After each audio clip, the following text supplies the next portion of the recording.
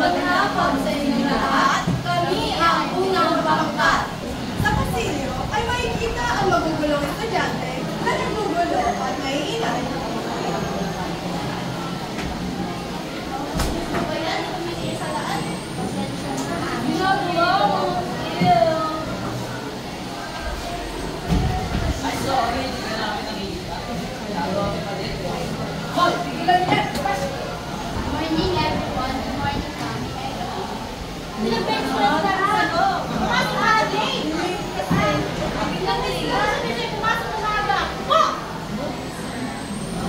Ba yan? Late na lang? Dami ah.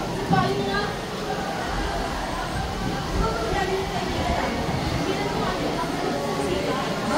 Bawal ba?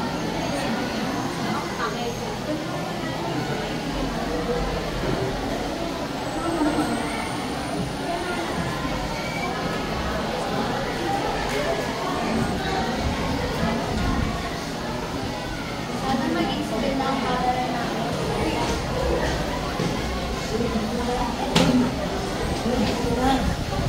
Friends, kaya may nag-gising sa akin. Sino ka? Ano ka? Ba't ka nandito? Klase ba kita? Sino mo yung mukha Wait, sabi mo tanong. Kaya ko nang akitingin, tululaway ka pa. Wait. Wait. Anong sinasabi mong tululawi ah? Ano ka ba talaga? Tingnan mo yung mukha mo. Pati ang likod mo. Ako si Jerry. Jerry na Jerry. Jerry ha?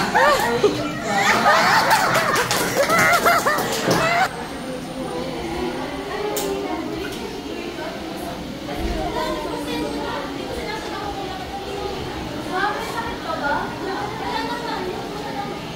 Bakit pa rin? Para sa akin, para sa akin, wala kami sa natin. Sige, tama ka. Ano nangyari? Bakit ganun siya? Dahil yan, pati mo sa guys. Ano kasi sir? Hi, hello. May event pala tayo for our library. Pwede kayo pumunta sa gym. Hindi mo gaganap ako. Para kasi ito sa mga para sa mga estudyante. Para sa kaalaman to ng mga estudyante, para sa tungkol sa bullying at mga epekto nito. Sige. Hindi mo nito mamaya. Bye-bye! Bye-bye! Namin! Uy, tara pre, linis na tayo, time na natin. Bakit kasi nagbago? Bakit ang bait na nila? Ang sipag ba nila? Walang dinamura.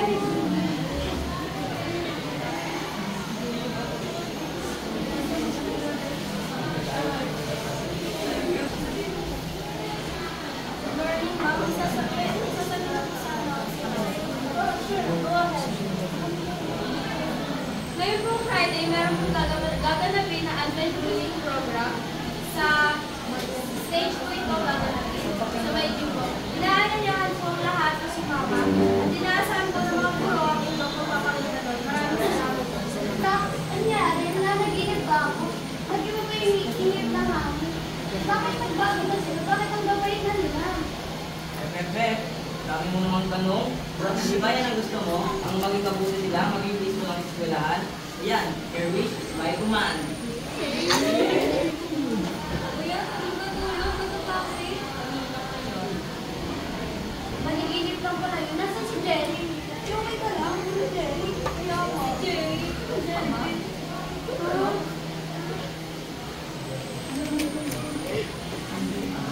Naginip lang pala yun.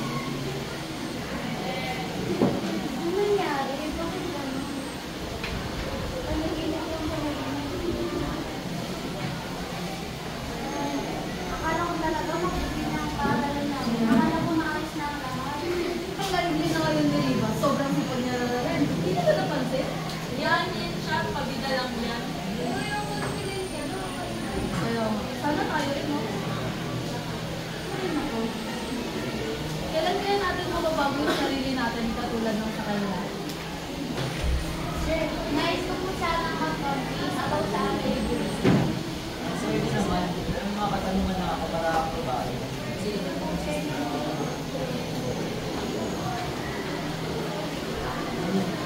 Maganda to. Di ba may ako ba? Thank you, sir.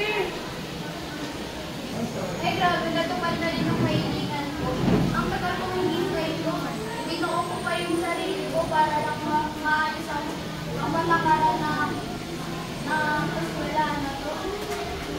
Salamat dahil natupad ko. Huwag mo akong makalimutan, may ang pagbilang ko. Mapapansin niyo po sa ginawa naming road day ay mapapakita dito yung kaayusan or pagiging sibil ng paaralan nung nagkaroon na ng panaginip si Rivas. Yun po yung naging realisasyon niya na magulo yung paaralan niya, kaya niya po ginusto na mapaayos ito. Yun lamang po. Maraming salamat. Muli kami ang kaunang pagkat. Maganda po sa inyo lahat. Kami nga po pala ang Group 4. At ang aming pong napili sa araw na ito ay simbahan at lipunang sibil. Ang simbahan ay puno ng mga tao na naghihintay sa kasal ni Miguel at Roberta.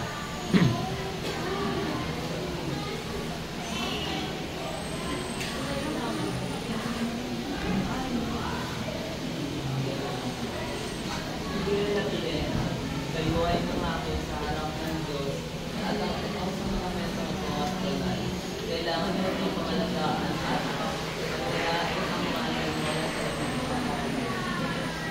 ikaw, Elena, tinatanggap ko ba sa mga bilang iyong asawa sa kahirapan ng kailangan at kailangan? Tinatanggap ko po. Ikaw, Miguel, tinatanggap ko ba sa Elena bilang iyong asawa sa kahirapan ng kalibutan ng kailangan?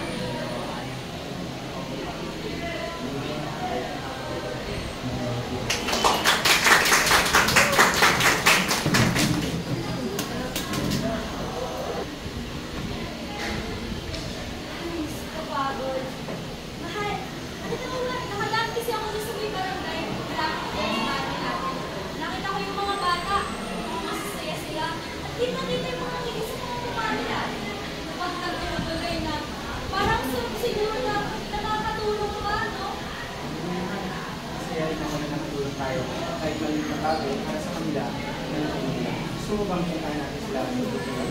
Sige pa, tara! Ngayon, ang tuturo ko sa araw na ito ay tungkol sa liwanag. Ngunit bago ang lahat, anong nga bang liwanag para sa inyong mga bata?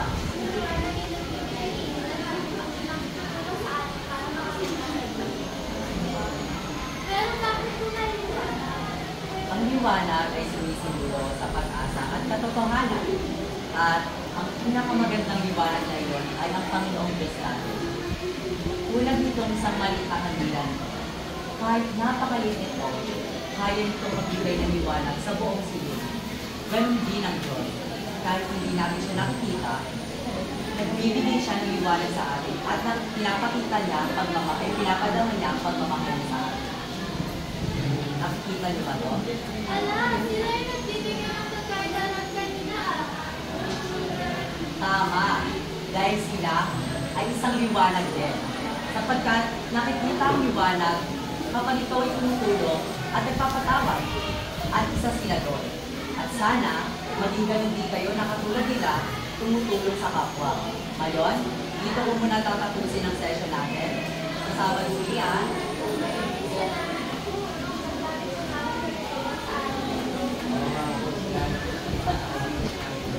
Excited ako sa susunod na Sabado. Maraming salamat din at maraming pinatutunan. Isang gabi. Elena, ba't ka ba alis ng alis? Ha? Sa tingin mo kaya ko sagutin yung tanong? Bakit hindi mo tanong? Ang dami mong satsat. Pare-pares lang ng mga babae. Palibhasa ko sa'yo. Sarili mo lang iniisip mo.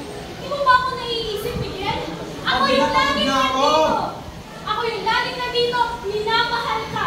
Nagsasakripisyo ako para sa ating dalawa. Ang hirap na ng buhay natin. Wala na tayong time para sa isa't isa. Kung hirap na hirap ka na, bakit hindi natin itigil, Miguel? Miguel!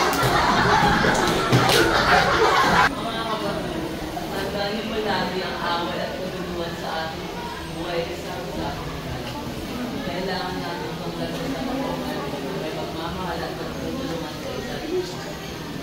At huwag natin hayaan ang isa't isa na malagay kailangan natin itabayan ang mga sa ating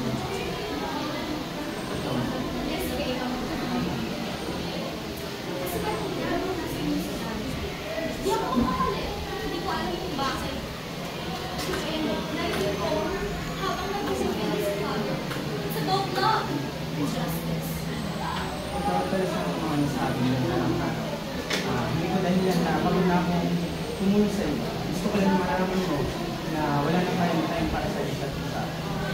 tayo nagkikita, nakakain mo. Gusto ko din sana mag-sorry sa iyo.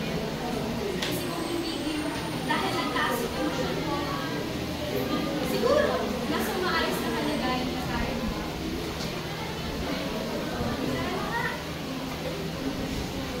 Magandang umaga po. Magandang umaga din. Nandito po kami para magbigay ng konting tulong para sa mga kabataan, lalo na dito sa ating baryo na kinakailangan talaga ng tulong. Napakagaling po lahat ng nagawa ninyo. Malaki po talaga ang matutulong niyo sa mga kabataan. Gandang balita naman yan. Maraming mga katulong na bata dyan. Kaya ano, papunta na sila dito. Maraming salamat.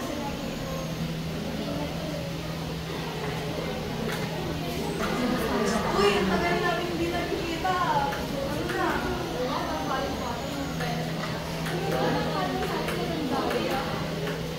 Ganyan talagang life, parang buhay. Hindi tayo pumunta ng kabataan. Ano niyo ba? Ano bigyan natin ni Elena?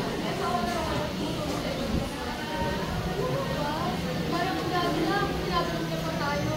Paano natin siya matutulungan makatulong? What if i-invite siya natin siya din sa may bayan ko na? Sinabit kasi ako ni Sister Lee na tumulong tayo. Magpatuloy lang tayo sa kanya. Okay, wala. Ipatuloy tayo. Patuloy natin siya kung sino yun.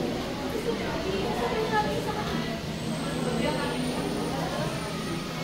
Pumunta ang mag-asawa sa probinsya.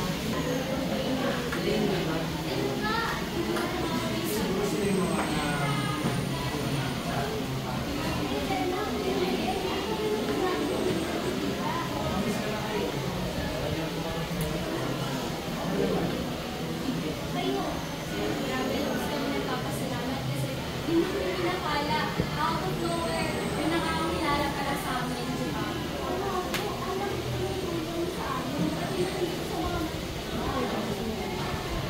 Walang anuman. Sana maging isa kami sa gabi ng instrumento para sa pagdating ng araw, kumito dito para sa ating kinakabasan.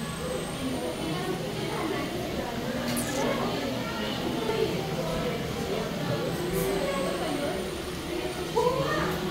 Si Yana! Yana! Uy, hala! Bakit tayo nandito? Dito na bakit nandito? Grabe. Grabe na naman, sis. Di ba? Nagay na lang kami ng asawa mo para maglibot-libot at makita yung mga kabataan. Alam mo ba, mahal mo talaga ba?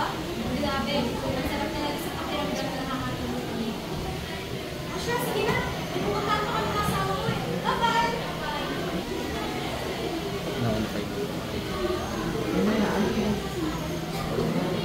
Tignan mo. Ito yung nahanap ko yung dati kong diary. Yung bata ako, tignan mo.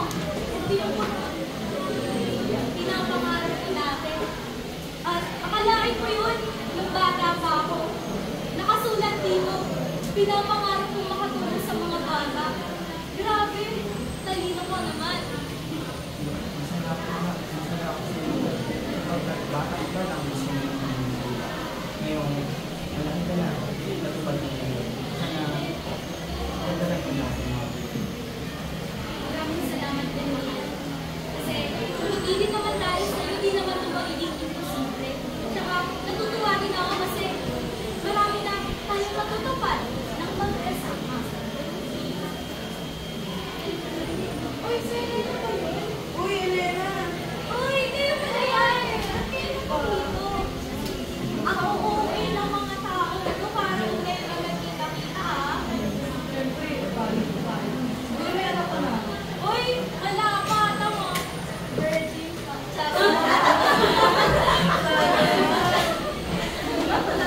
Siyempre, joke lang yun. Kayo naman. Wala pa talaga sa plano namin yung magkasama. Gusto namin ngayon, makatulog pa muna.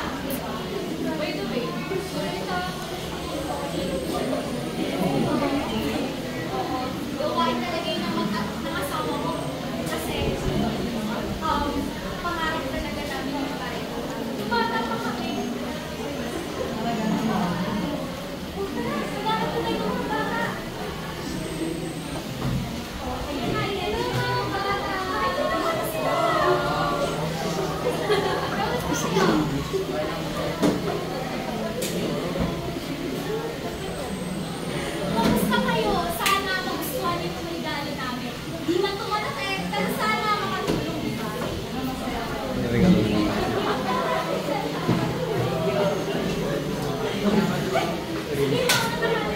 pala tayo ni sister. Ibig daw tayo lahat sa mga bata. Mga bata!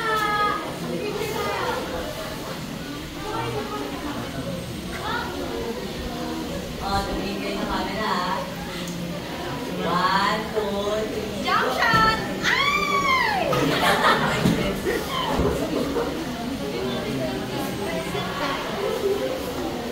Nakita ni Rixie ang isang larawan ng kanyang mga magulang at nagtaka siya kung sino-sino ang mga nandoon.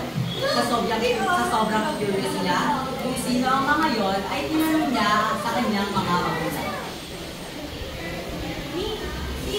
Nakita ko po ito noon. Sino-sino po sila? Nako, tanongin mo dito si daddy mo dahil mahal ang kwento. Yun yung mga bata. Yun yung mga natulungan namin. Tapos yan yung mga pinagawin ng mami mo. Yung sumunod sa amin. Tapos yung si Sister Phil.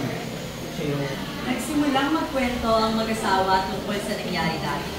Simula noon, unang pagtulong nila sa mga nasa kalsada hanggang sa nagpunta na sa simbahan, barangay, at sa bahay ang tulong. Ngayong nalaman niyo na ang patungkol sa aming dula-dulaan, sana ay magsilbing aral sa inyong lahat na kahit gaano kahirap o kagulo ang buhay, magsilbi tayong liwanag sa bawat isa. Nang sa ganon, mapanatili natin ang pagtutulungan at pagkakaisa at maging maayos ang ating lipunan. Yun lamang po at maraming salamat po. Magandang gabi sa inyong lahat. Kami ay mula sa Pampatangyo. Sa gitna ng nagwawasak ng bagyo, ang mga balita ay nag-uulat ng malaking pinsala at pag-uulan ng buhay. Ang mga tao ay nagkalat sa mga evacuation centers, naghahanap ng ligtas at tulong. Magandang araw, Luzon, Visayas at Mindanao. Narito ng update tungkol sa bagyong Bartosa. Ito na yata ang isa sa pinakamalilakas na bagyo. Pagkatapos ng bagyong Yolanda, inanaranasan noong 2013. Kumpara sa Yolanda, mas malakas na hangin at ulan ang naranasan ng ating mga kababayan. Narito si Romela para sa ating kalagayan ng ating mga kababayan sa iba. Romela, kamusta dyan? Ngayon nga, nandito tayo ngayon kung saan nangyari ang bagyo. Makikita rito na hindi na magaano mataas ang baha, ngunit sa mga nakailang araw ay mataas ito. Makikita rin sa mga bahay na grabe ang bagyo dahil ito ay sira-sira na. Ngayon nga, nasa evacuation center ang mga tao upang manilaan. Makakasama natin ang ilan sa mga nasalanta ng bagyo. Maaari po ba kami manawagan?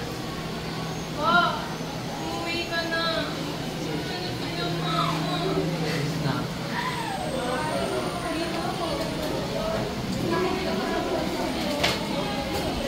Salamat. Ngayon naman, makakasama natin ang pulis na tumulong sa bayan. Ayun nga, kung makikita natin, maraming bahay ang nasira dahil sa bagyo. Nakakalungkot ito isipin dahil halos 100 ang mga tao na namatay at halos 200 naman ang tao na sulatan.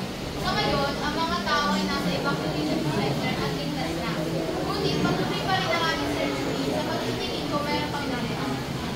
Maraming salamat. Balik sa'yo, Kurt. Maraming salamat, Romela, para sa mga informasyon. Oo, may mamaya akong tumulong tayo. Ay, dapat natin tumulong kasi buti nga dito na nagsalagta ng bagyo. Oo, hindi na kasi sila. Lalo na sa gobyerno, malaki yun. Gobyerno ba ako? Gobyerno, sila naman yung sistema. Ngayon, bakit hindi ba naman natin makamagawa? Bagay, pero makakatulong din naman ang iba.